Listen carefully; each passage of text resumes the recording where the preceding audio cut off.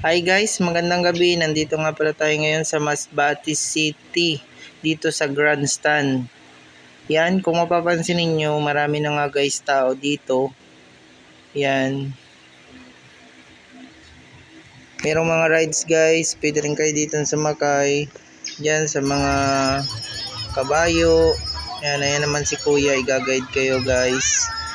Yan, may mga sasakyan din dito pambata.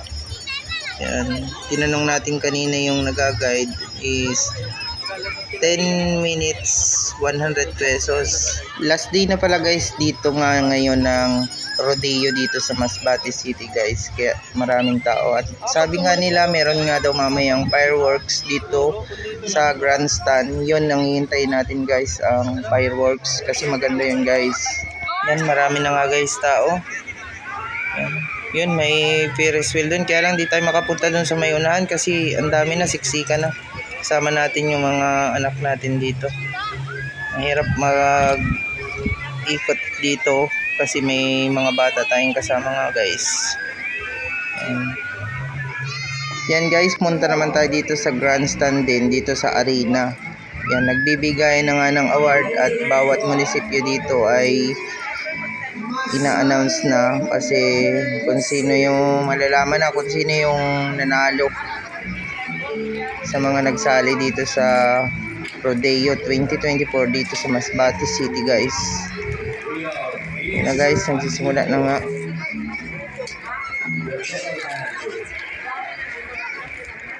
Also, Marcelo.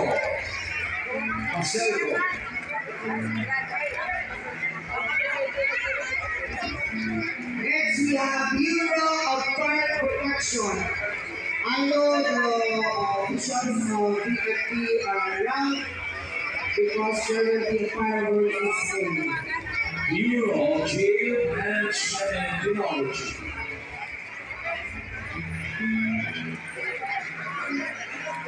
Masbate Provincial Police Office.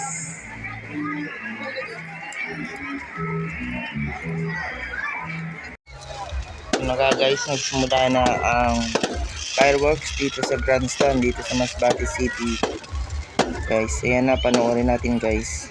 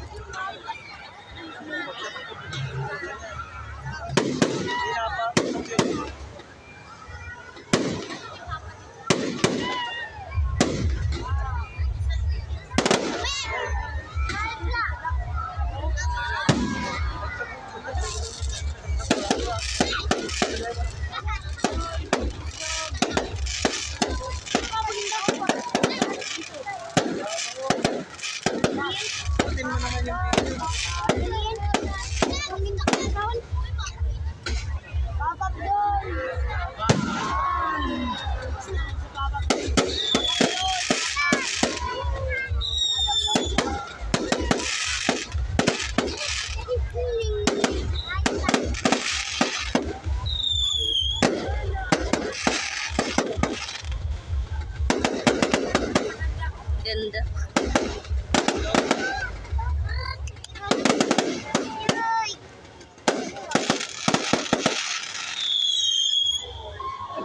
Wala.